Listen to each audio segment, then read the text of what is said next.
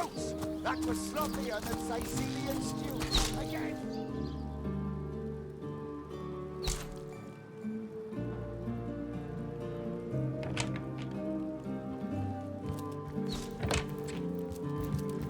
What have we here, then? A so-called source hunter, eh? Well, look, do what you must in Sicile, but don't make waves and don't interfere with the Legion's affairs. You hear? I'm Captain Aureus, if you must know, leader of the Legion in Sicile. By which I mean I have the enviable task of commanding a battalion of walking dead. For I fear it may well be but a matter of time before the undead undo all my soldiers and turn them into drivelling hordes of their own misshapen number. Gods above! Some politician snuffs it and everyone's in an uproar. Ridiculous! I told that wizard brat of an Ahu not to bother, but he just had to send for source hunters, didn't he? Bloody magicians. They see a pigeon poop and think sorcery's afoot. Nevertheless, I want to be kept in the loop. Understand? I am in command of this town, not Mayor Cecil, not Ahu, and definitely not some hotshot source hunter. So investigate Jake's death if you feel so inclined, but report back to me the moment you discover something out of the ordinary. The scene of the crime is over at the King Crab Inn. You can tell the guard you have my permission to enter. Now off with you! Esmeralda is Jake's wife. Well, widow. Everyone in town, down to the crabs on the beach, is convinced she killed him. Now, the girl has the reputation of being a flirt. There is that. But that doesn't suffice as evidence, wouldn't you say? Or do source hunters rely on hearsay alone, perhaps? That certainly would explain some of the cock-ups you lot have made in the past. What? You're going to stand there and claim with a straight face your order never wrongly tortured and executed anyone? Hardly. But I won't stand for such nonsense. If you bring evidence before me, I'll evaluate it with perfect objectivity. The Legion relies on reason, see? Not idle superstition. If you must. Bravo! Figured that one out, did you? I haven't been stuck here for 2 years because we're being besieged by fluffy kittens, you know. Those brain-feasting freaks out there keep on coming. And it takes all the sword arms and all of Ahu's half-baked contraptions to keep them at bay. Keeping them at bay, that is all we do. Were that I could break their backs once and for all. How am I enjoying it? Are you spoiling for a fight, Hunter? Are you? Sicile stinks of fish, reeks of orcs, and on a good day, the wind disperses the stench of decomposing corpses. I can't remember the last time I had a proper piece of steak, and by now, I retch at the mere sight of sardines. So in conclusion, I am not enjoying Sicile. We are the pride of Rivellon, to be found and to be seen everywhere. We don't hide in the dark and lurk in corners like some I could mention. No, we protect the civilized from the barbaric, and we do so impeccably. I'd say they're looking for weak spots in our defenses. They can't make an attack over land for fear of Ahu's magical machines, so they're trying their luck by sea. They won't succeed, though. Not against the Legion. Yes, and he also spends most of his time in the guise of a cat, licking God's knows which body parts. Sects, sorcerers. He'll be seeing flying carpets next.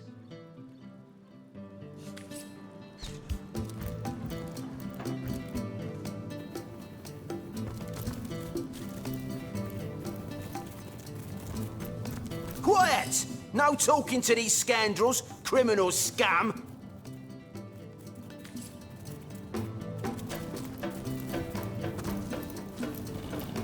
Excuse me, Grabby Gus. This is a Legion treasure room, and absolutely no non-Legionnaires are allowed in.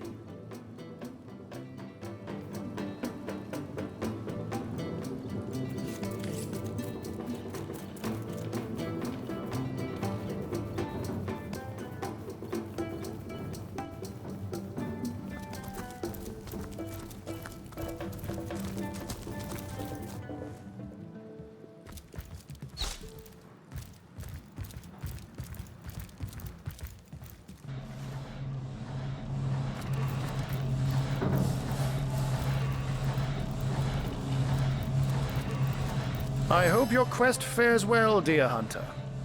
But certainly. What would you like to know? Oh, I am but a wizard, a guardian of man and beast, and indeed I am both. My body, like any other, is bound to temporal decay. But my spirit is a speck of light that shone forth from the eternal sun that is the cosmic soul. My task upon this earth is to protect the heart of nature, the very antithesis of which is the intrigue spun by demons and directors of the dead. Hence my involvement in Scythium. You see, my one desire is to witness a world in which every mother looks around her and purrs with calm contentment, for she knows that her chicks or children, her cubs or calves, will grow up without knowing the meaning of menace, the enfeeblement of fear. To my great regret, none of them purr as yet. Oh, but that's not a trick. It's a blessing. Or does it surprise you that I enjoy taking a feline guise? Such magic is a gift, hunter. To tread upon the realm of instinct, even articulate speech, perhaps humanity's greatest asset, cannot give expression to something so inextricably innate. To be out in the night, to stalk on silent paws and hunt with only the moon as your witness, you couldn't possibly imagine the thrill. But of course it's handy to speak in more than meows. And I couldn't brew potions or make machines without opposable thumbs, this I freely admit. Let's just say I have found a way to enjoy the best of two worlds. Oh, that'll never happen. Granted, a witch could make the polymorph permanent if she'd enchant me in my cat guise, but I'll just have to be careful around witches, won't I? I'm my own wizard, you know, and I don't intend to become anyone's familiar. By all means. Of course, I hope your investigation fares well. I can but piece together what few morsels fell from the grapevine into a rather disappointing meal, I'm afraid. They say a woman arrived in the King Crab Inn sometime after midnight. She retired to a room on the ground floor where she was soon joined by a man who had been nursing the same cup of wine for hours. I say man and woman because both of them were cloaked and recognized by none. About an hour later, another figure arrived, headed for the same room. Soon after, a terrible commotion erupted and the thundering light of magic was witnessed by the few remaining patrons. It took a while for the landlord to pluck up the courage to enter the mystery room. When finally he did, he found Jake there, dead. How and why he came to be there, no one knows. But I had a good look around the scene of the crime before the Legion barred anyone from entering. The traces of magic I felt were vile. Source, no doubt. I myself have none, even though the rest of the town has already mentally tried and convicted Jake's wife Esmeralda. Now, it may well be established that she is in fact the guilty party. I'm not claiming that I'm certain she's innocent, but let's just say that if I really thought this murder case would be so very easily resolved, I wouldn't have sent for source hunters. I can't say much more, but that they're madmen. All the more dangerous to us because of their alliance with what should be a natural enemy. You won't see me teaming up with a terrier in a hurry. And what might those be? Those who are raising the dead dwell among us. They simply must be. But even though I've spent many a night leaping from tree to rooftop, watching on as citizens stagger home from the inn or simply burn the midnight oil, I haven't spied a single soul worthy of true suspicion. The enemy is wily. They know us better than we know them, and they've found ways to avoid both detection and distrust. And yet, I am somehow convinced that you may succeed where the Legion and I have failed. Call it instinct. You have a flair for understatements, Hunter. I'm sure they are but a minor nuisance in the eyes of a born warrior. But to the Legion, they are green-skinned death incarnate. Until they conclude what mischief they intend to see through, or, less likely, they are conclusively defeated, we can but bar the gates and hole up like mice while the cats are on the prowl. Oh, a mere trifle for one with the intellect of a feline and the engineering skills of a human. You basically construct a classic ballista, add a 100% legally obtained self-regenerating source of destructive magic to it, and Bobcat's your uncle.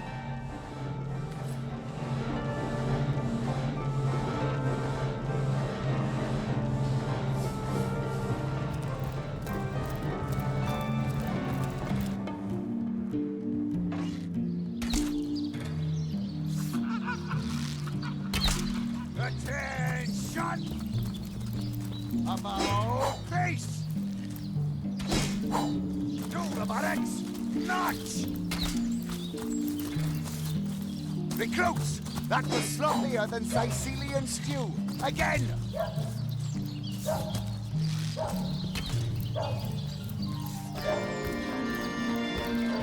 You return better to evacuate this place while there's still some left to save, I say. Go while the going's good. I wouldn't venture too far out of town if I were you. Many legionnaires did so before you. Very few have returned. Or whose invention? The stasis blaster. It's quite a sight, no? The ray can singe a zombie or skeleton to ash in a matter of seconds. These days, we legionnaires hold a lottery to see who gets to man the things. You can bet it's no small amount easier to blast those flesh-eating monstrosities from a distance than to get within striking range. Don't ask me how the blaster works, though. I just make sure the thing's hitting its targets. Salutations! So, the wizard's crafted a device intended to keep the undead at bay, has he? Little did he expect we'd recognize the hulking source sapphire he's using to fuel it. Careful now, comrades, and tread lightly. There's no telling when that madman's doomsday device might gain sentience and turn its rays on us.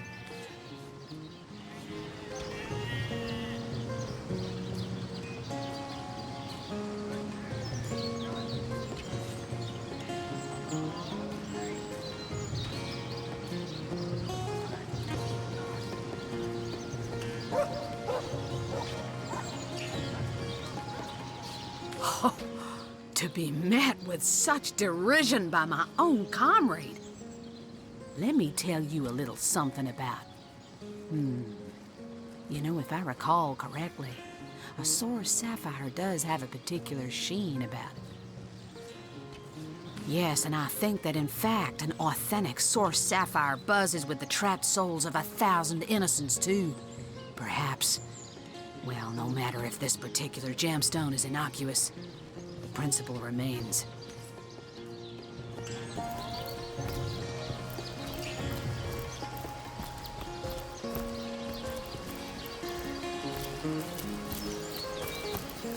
Can you spare a coin?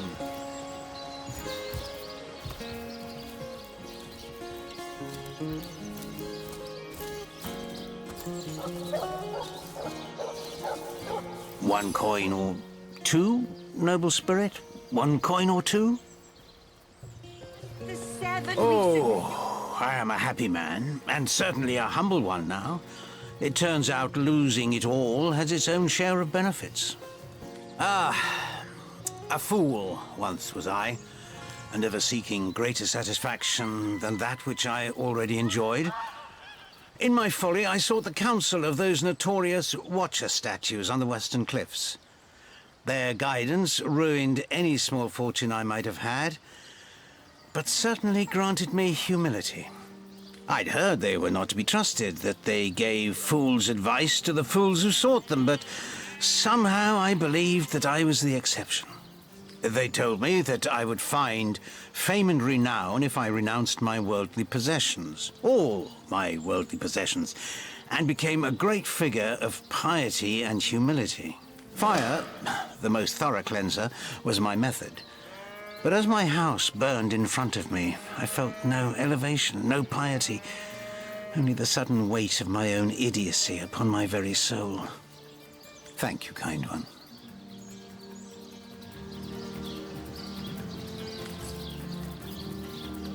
So, those statues told him he'd have to renounce his earthly possessions to become a spiritual leader, did they?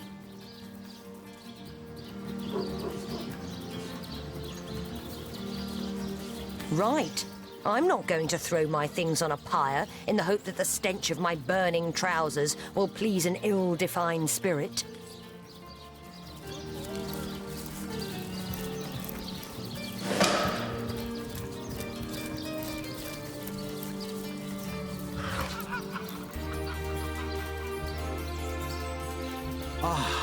Cruel fortune.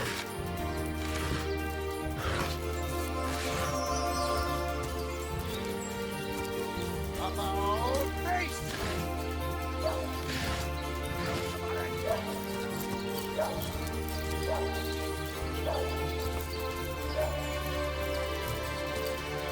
Performers, showmen, show all of them. Sightseer, what you're made of. Beer and flattery. You there! Sit! Stay a while! Right in front. I'll excite you. I'll delight you. I'll beguile you. I'll besmile you. I'm Cedric the Sensational, and I'm playing to an empty audience. Don't pity me. No, sir. Just a few years ago, I was the all-singing, all-dancing, all-sensational darling of the town. People came from far and wide just to witness my amazing act. When Reginald came, he brought some fantastic prop with him. Now, have you seen it? A talking head! Now, I never expected a silly gimmick like that to be my main competition.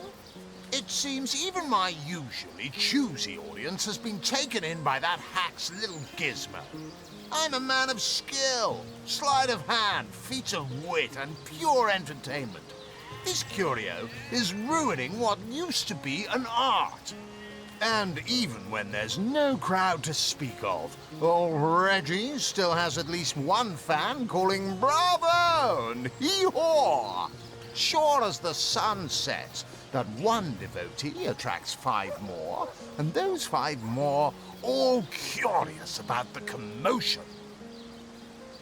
I don't know how he inspires such loyalty with less talent contained between his hat and his boots than I've in my crusty handkerchief.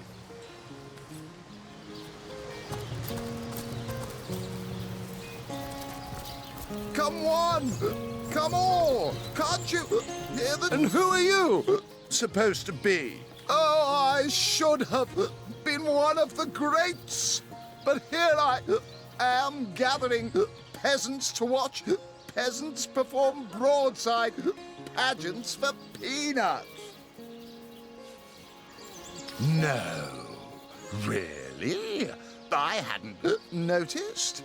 If not for this ridiculous condition, you'd know me as the king's favorite thespian. Don't you have an impressive library here in Sicil? I'm sure that beast of a librarian could rustle something up for you.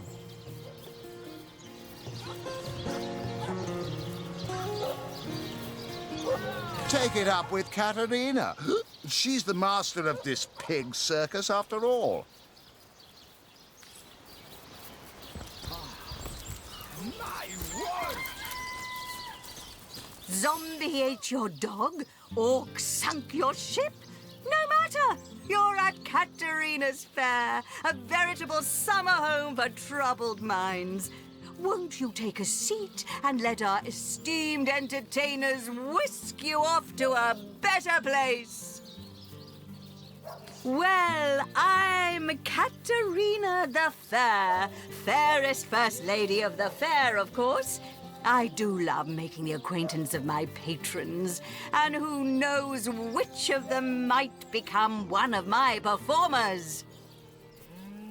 Fantastic! I've an open stage in want of talent, and I've often found the best young performers among the rank and file of the audience.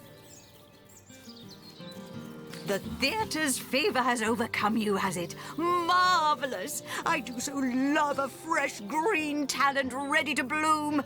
But I support players, not writers, you see. If you want to perform here, you'll have to find tried and true material. Check the library and see if any of the classics there interest you. I'd love to see a Source Hunter's take on one of the old standards. You look like an actor just waiting for his... Fantastic! What are you looking at me for? There's a great show going on right in front of you. And look, there stands the world-famous Reginald the Entertainer.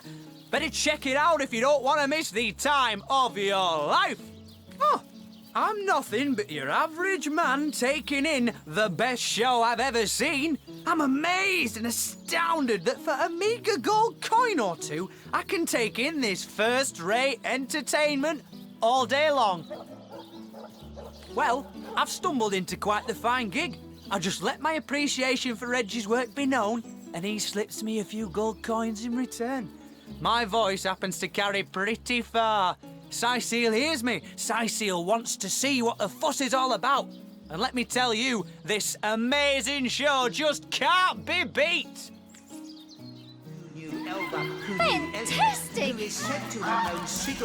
You there! Take a seat. Prepare to laugh your head off, cry your eyes out, and teeter on the edge of your seat with an original tale from Stefan, the Talking Severed Head. I am Reginald the Illusionist, purveyor of the most amazing artifact in Andevale, this fantastical talking head. Catch the act while you can.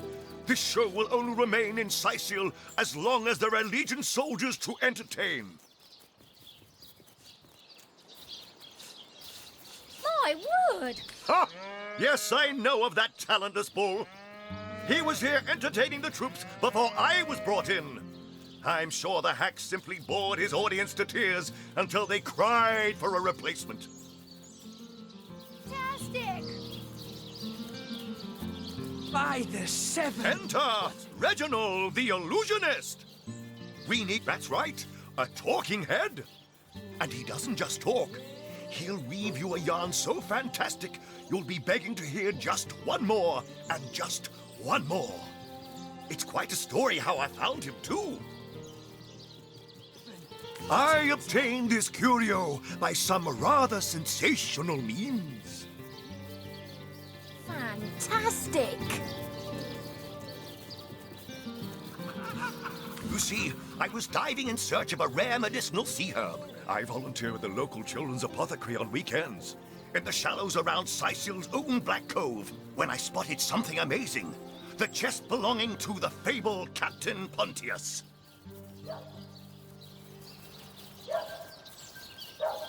Though the chest was stuck fast, I summoned a swell of great strength and prized it free from the ancient rock.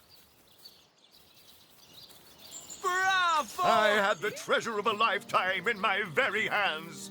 But then, slurp, gulp, I was swallowed by an ornery kraken that seemed to appear from nowhere. In the hubbub, I lost hold of my prize and watched it sink to the bottom of the beast's cavernous belly. Still, I feared only for a moment that all was futile. Before my mind's eye swam the faces of the many war widows and necrotic orphans who would be lost without my charitable support.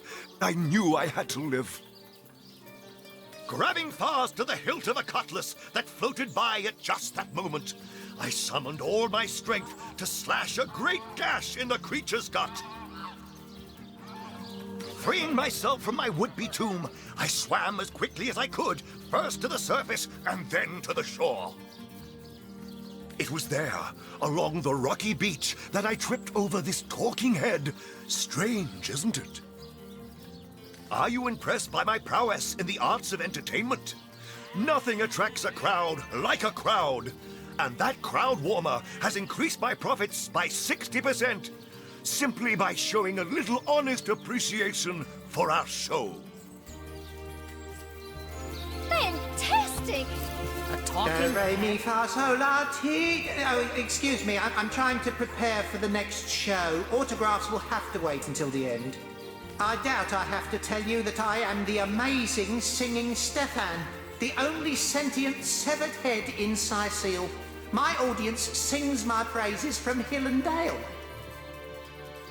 Psst, you're a source hunter, aren't you? Oh, bless the seven. Look, you've got to help me. I've been kidnapped. Pleasure to meet you. Now, please, Stefan has many fans to meet today. Psst, now help me. Take me to Reginald's cellar. There I will reveal everything. Tricks are for kids. This here is the greatest illusion in Handavale. Today, I think, again, the great Sigurd and his rainbow of war machines. It is said, and this I have heard from a ghost who knew Elba, who knew Elliot, who is said to have known Sigurd himself, that the king had a great thirst for colour. So ardently did he crave creamy blues and gory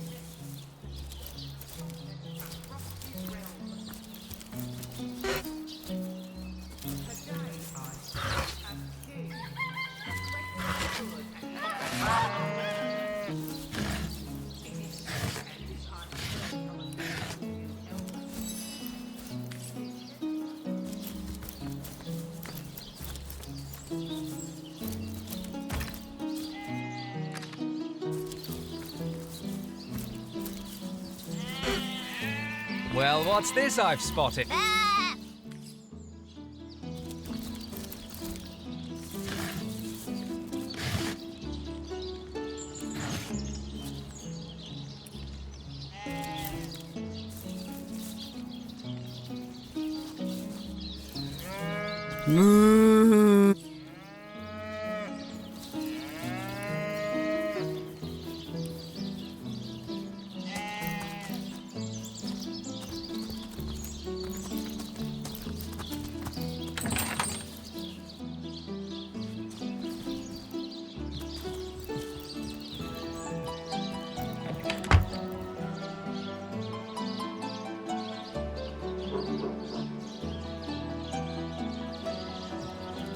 Ho hum.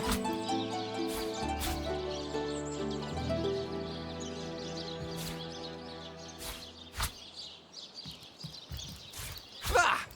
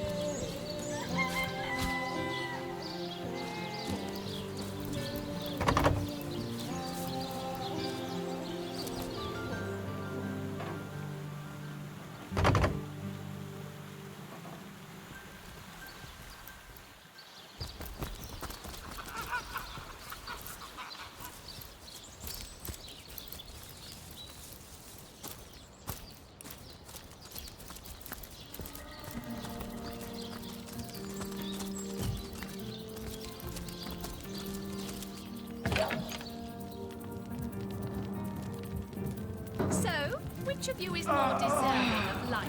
But if one were to reduce the quantity of skull dust by a percentage of 2, perhaps the stability could be increased by as much as 3-fold. Oh, a source hunter. Imagine that. Quite a bit more petite than the last of your kind I encountered, aren't you? Yes, by nearly 20 centimeters of tibia, as my memory serves.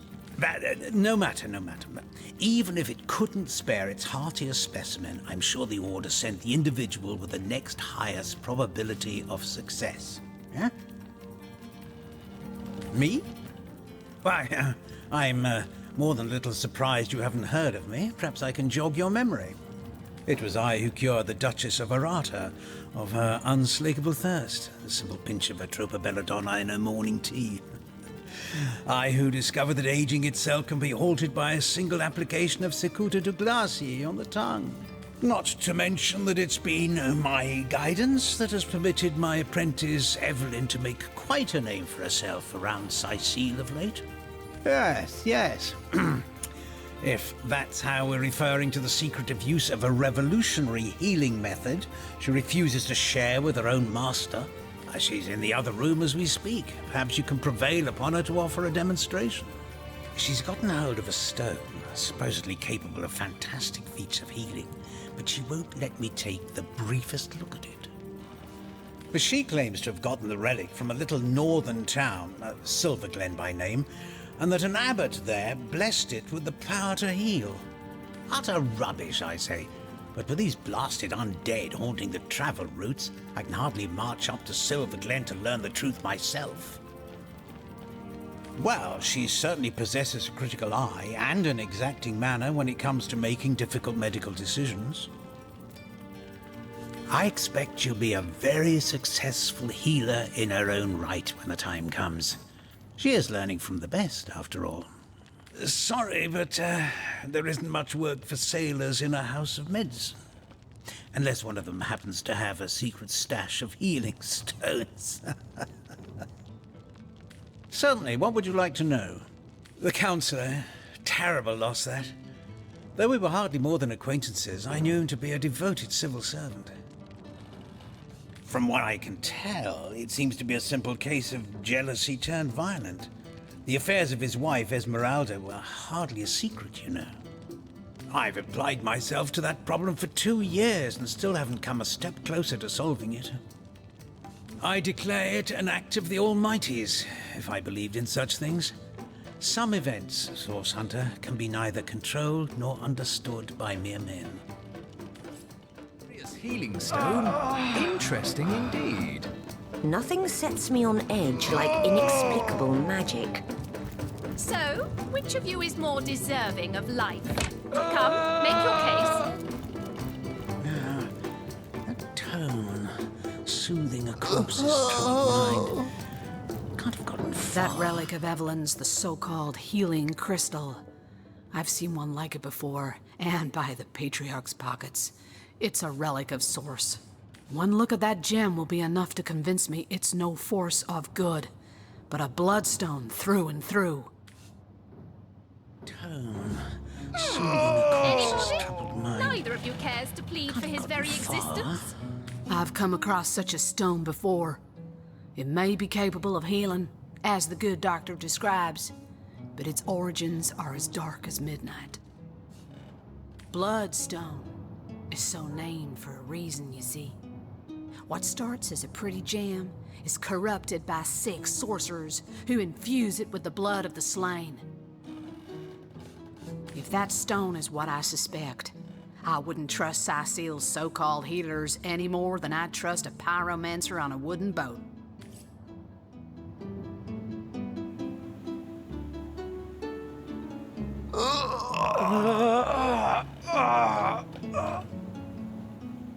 So, which of you is more deserving of life? Come, make your case. Excuse me, this is a private sick room. Who in the name of the Seven do you think you are barging in here? Out, I'm sorry. It's this task. Who am I to meddle with life and death this way?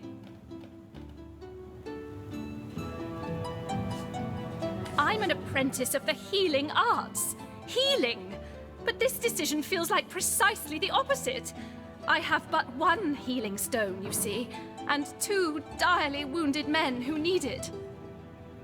I've been racking my brain trying to decide on the best method to settle this grave situation, but perhaps it's better off in the hands of an esteemed source hunter. Surely you are more accustomed to weighing life and death than I. Don't dither long. These men are slipping ever closer toward the edge with each passing minute. Please! These men don't have long.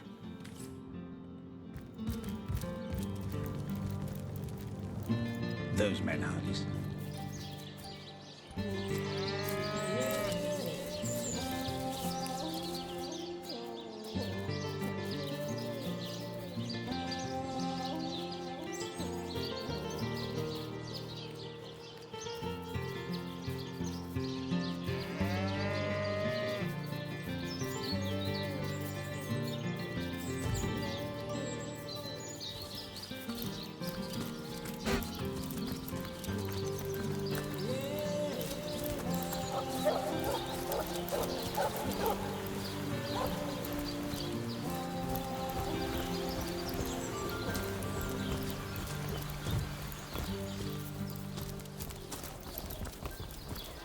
Say, no one's around.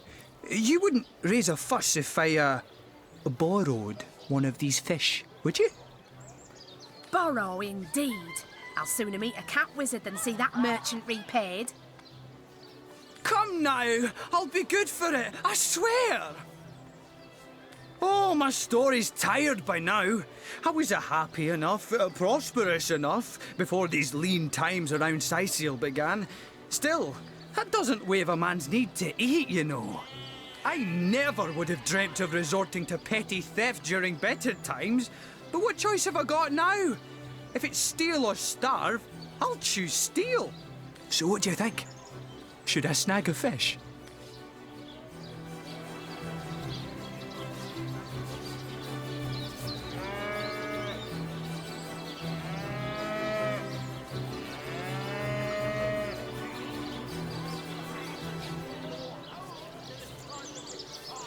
Yes, you know what they say about giving a man a fish. This man should learn to stand on his own 2 feet.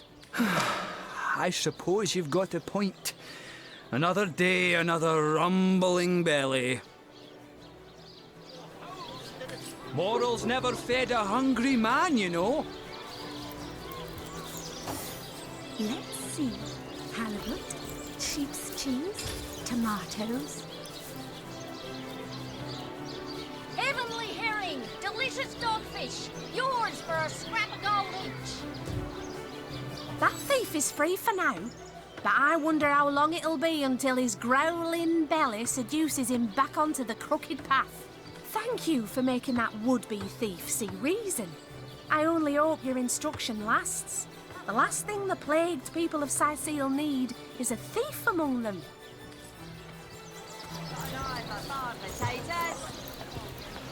Quiet day on the market, it seems.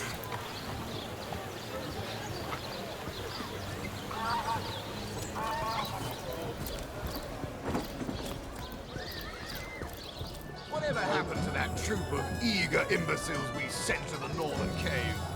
Do I seem like the sort who concerns myself with such things? You'll be concerned enough when you realize that reward money won't be lining your pocket. Greetings, Source Hunter. I don't mean to hinder your investigation, but I can't open this door for anyone who hasn't received Captain Aureus' explicit approval. Not exactly the friendliest bloke, the Captain, is he? Well, your reward for getting your ear chewed off is a waltz through the town's finest magical murder scene. Enjoy.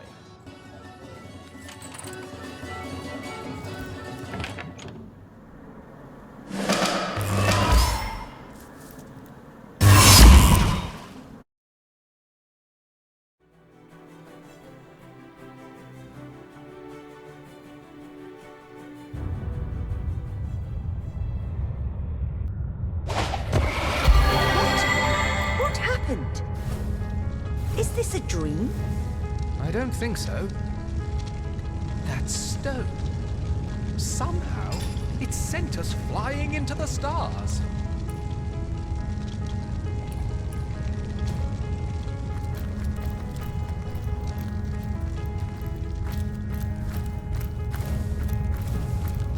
Terrible, terrible, terrible! It will consume us all! By the quill that lasts a billion words, what's this? 2 Rivalonians here? At the end of space and time? How very, very, very curious! Oh yes, proper introductions. Zigzags the historian at your service. It is my job to record all that was, and is, and hopefully all that is to be. As for how I got here, well, for a historian appointed by the gods themselves, hopping to the end of time is as easy as 1, 2, 3. How you got here, though? That's a rather more interesting question. On such a tiny and rapidly shrinking vestige of space and time, I wouldn't have expected to find a soul but my own shadow. Ah, at last a question I can answer most definitively. I mentioned already that this place is the end of time. If that didn't send your heart into your stomach and your pulse a-flutter, it should have. Time ought naturally to have no end at all. Indeed, I can think of no worse nightmare for a chronicler such as myself. But something totally, utterly terrible has happened. Show, don't tell, I always say. So go, peer through yonder looking lens and feast your soon-to-be terrified eyes on the darkness that is approaching. I think that imp may be quite mad. Then we had better appease him and have a look through the looking lens.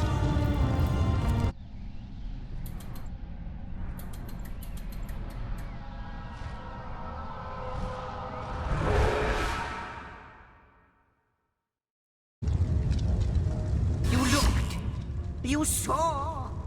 Terrifying, isn't... What's this? The portal! It's...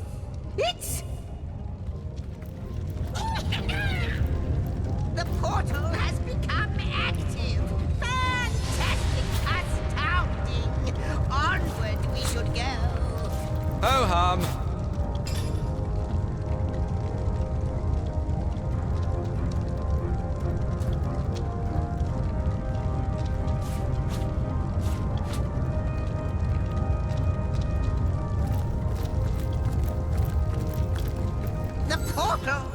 It's quite sprung to life, just like the long, dormant flames that decorate this observatory.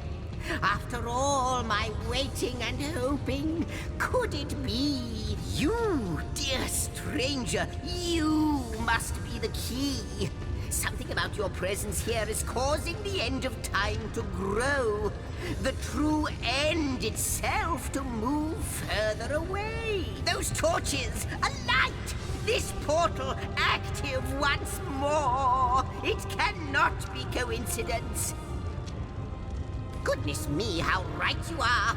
There's so much to take in, I'd nearly forgotten. And what you saw has been haunting my mind since I first discovered it. It is the void itself. The dragon that is devouring creation. When I speak of the end of time, this is exactly what I mean. I can't say for sure where it came from, how or why, but I do know this. It's shrinking our future by the second. And if we don't stop it, it will devour the past and present as well. It's not that I believe, it's that I have seen. Long have I been waiting here, hoping that one day this very portal would ignite. Then, no longer than a few mere moments after you arrive, zap it goes. The chronicler of time knows a pattern when he sees one. Ah, though I cannot say for certain, if it is what I believe, then our prayers might well be answered. In fact, every last question that ever plagues your noggin might well be answered, for I believe what lies beyond this portal is nothing other than... But why spoil the mystery? As soon as we leap through, we'll find out for certain. After you, after you. Oh, what wonders we may find on the other side. You first, you first. Yes, just as I'd hoped. There she is. There it is. And he's off. It seems the imp has spotted exactly who and what he'd hoped to find here.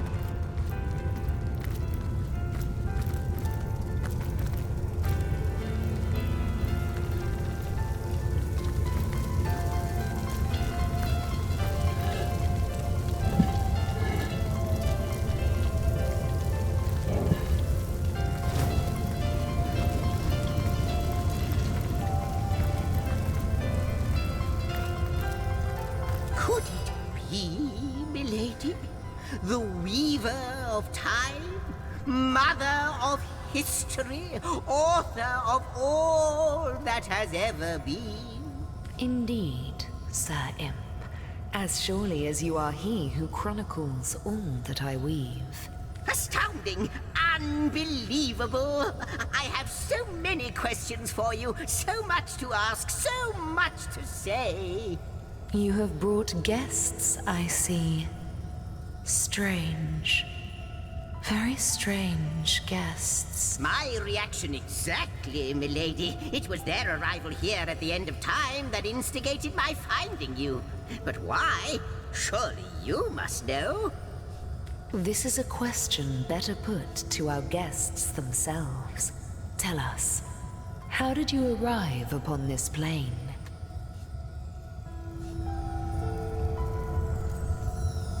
A stone.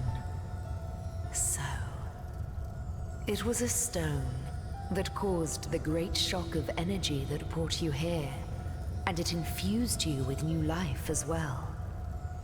Is that so? Not like this, no. What happened to you is unique in all my work.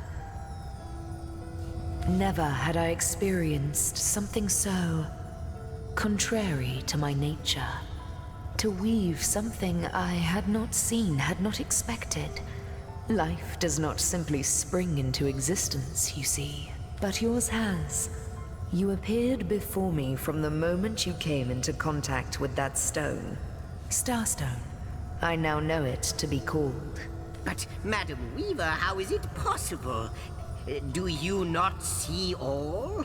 Have you not woven all that is and could ever be into your tapestry? Like the stones, your guests are a mystery to me. I see them before me in this world, but their likenesses appeared not upon my tapestry until they revived the stone. Source hunters. It would seem that yourselves and Starstone are inextricably linked. Why and how, I cannot say, but I do believe that finding more stones will reveal to me who you yourselves truly are. Starstone is not what it seems, Source Hunter. Its true nature must be part of a greater secret, a secret lost even to me. Do you see what violence my work has suffered? What wounds lay upon the tapestry of time? Mysteries of all time, gaps in history. Oh, how they've tormented me for eons. It would appear that Starstone transforms at your touch, granting me new thread by which to mend the tapestry. Thus, it restores time itself. I see. What the void would shrink, Starstone restores. Yes. Though I cannot explain why this Starstone is the antidote to the void's ravishment of our realm. If we do not restore time, if we do not discover the true nature of these stones, the void will consume us all. Indeed you must, though I may not yet understand why. It seems that you and you alone can unlock the powers within Starstone. Yet we are not the only entities who know these stones to be so much more than pretty gems. Why, of course, that's what they were doing. I have recorded their doings, you see. Collectors of Starstone, more and more by the day. Now I understand. They'd keep the stones from our reach. They'd prevent the mending of time. Without these stones, Hunter, there will be no Rivellon. The entire tapestry will crumble. Even this plane will fall victim to the Void's insatiable hunger. That shall never be, milady. As sure as Zix comes before Zax, we will put a stop to it.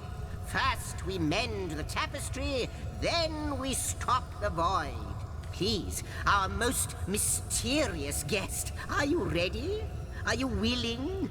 Will you hunt out the stones? Will you help us restore what has been lost? Not but a moment ago we were hunting Source in Rivellon, and now we're being told that we alone can prevent the end of time by way of some magical stones. What do you make of it?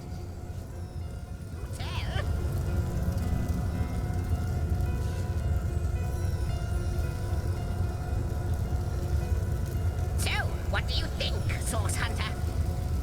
No matter how improbable, anything is possible. If the Weaver tells the truth, we have some serious work ahead of us.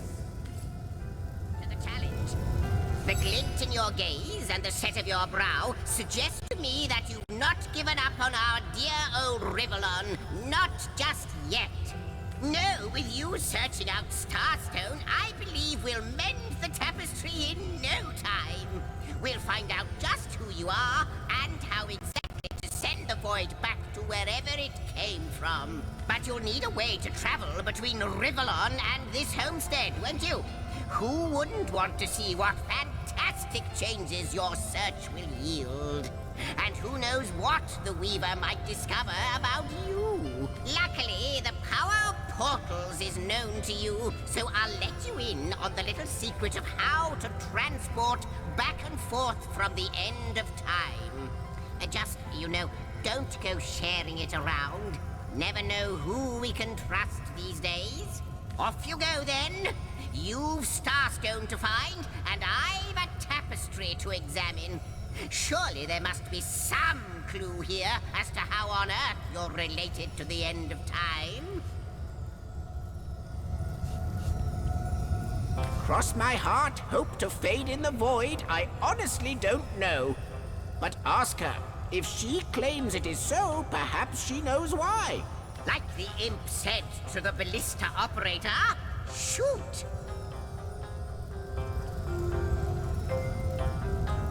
Wouldn't it just? Would that I had a Starstone sightseeing guide, but alas, such a booklet does not exist. Just like yourselves, Starstones are curiously absent from history, both in my writings and on the tapestry of time. From what I can gather, though, they were once cherished by devious sorcerers whose reign ended long ago. The stones are therefore most likely to be found in the ancient places of this world. Ruins, caves, the lairs of long-forgotten evils. Those are the dens you should frequent. 2 more pieces of advice. Don't go unarmed, and consult with my agent. Neither do I, but the mere fact that activated Starstone has set the Weaver of Time weaving again more than implies that it and the Void Dragon are natural enemies. This in turn more than implies that you are the Void's natural enemy, for it is you who is setting new events in motion. You who is handing the Weaver new threads. And that which she is weaving is more than an ornament to decorate the shelter plane. It is both history and future history. It is all of time. We may not understand the how yet, but our aim is clear. We shall save creation from the grip of the void. Now, isn't that a lovely mission? Oh, I don't know if I'm more than those things per se, but having been given a divine mission does have its perks. Old age can't touch me, that's one. Immortality is mine as long as no one skewers me with a sword, and even then I'll be back in a jiffy. But of course I have a price to pay for something that is priceless. It is my duty to record all of history, and an arduous task that is. Not to mention how much stress that void out there is causing me. The end of time. I'll be out of a job. So gather those starstones so that we may know the history that was lost. Know so that we must not repeat what leads us to this dangerous precipice, but do better and close the dark eye of the void forever. Lonesome, observing the frontier of creation, surfing the vibrant tide of the eons, always approaching yet never reaching shore. Lonesome, being privy to all that has been and all that is. Well, yes, actually. I don't mean to complain, but one certainly doesn't mind a bit of company now and then. Perhaps you can imagine the profound pleasure it is to have made the Weaver's acquaintance after all these years. I can hardly wait to pick her brain about the great battle of the Sons of Sigurd. The last Rivellonian who remembers it died more than 7,000 years ago. Before you go, Source Hunter, a final word. Once you return to Rivellon, there will be someone waiting for you. My agent, my eyes and ears upon your world. I hope he'll be able to help you as much as he can. Time, I need hardly remind you, is of the essence. How welcome you are upon this realm, our most honored guest. I hope you begin to find this place more familiar than it may yet seem. In the ethereal threads of eternity, do I record the deeds of gods and men, of beasts and spectral apparitions, the drift of continents through changing seas, the rise and fall of empires, the shift of every grain of sand on every beach, the fall of every raindrop on every world, the all but imperceptible touch of lovers' hands. This and all I chronicle without fault. Except, it seems, you. Ask and I shall answer, if I can. I am the Weaver of Time, as I have told you. Though my existence is one that falls behind and yet far exceeds the verb to be. I am but what I am, and that is task. It is the same for the historian. Chroniclers both are we of the epics of eternity. Perhaps we are one and the same. Task multiplied by 2. Who has made us? I do not know. Why have they done so? I do not know. Am I the beginning? And am I to be the end? Who shall say? Perhaps I am the first thing in creation. Perhaps I am creation. Perhaps I am the creator. Or maybe it is you. You who makes dying stars rekindle. Time alone will tell. Alas, the answers to those questions still elude me.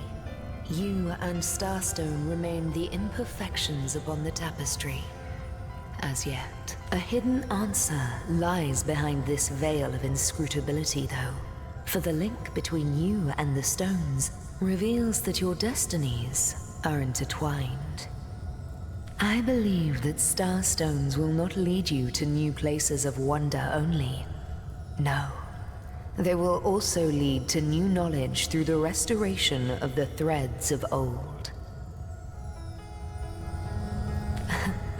Oh, Hunter, I have no need for company, like I have no need for air or appetite or affection.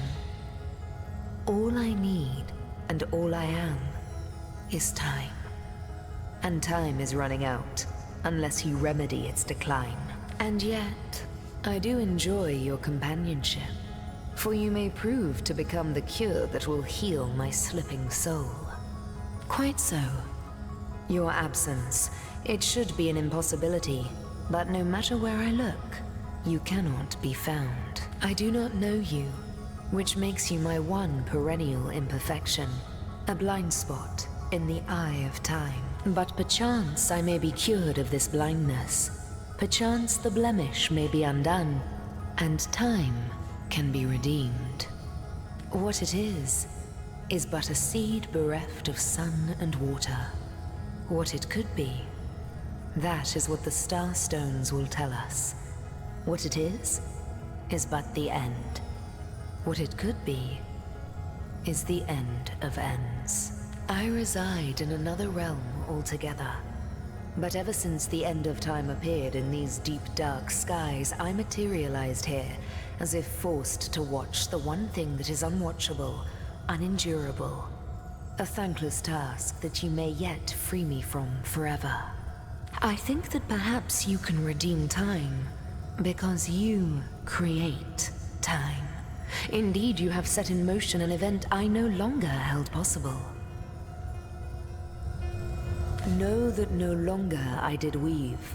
I sat here at the end of time and watched on as the void frays the fabric of time like a terrified god that fears the offspring of his own creations. But suddenly there was you. You who stirred the life within the stones. These stones, children of stars, they place new ribbons along my fingers like phantoms out of time. New threads emerged, and I began to weave anew. Starstone gives me new strands to braid into the tapestry. And because you give Starstone energy, it seems that you are creating time. These Starstones, please, seek them so that time may yet be mended. Please, for the sake of all that lives and all that loves, seek them so that the void may yet devour itself alone.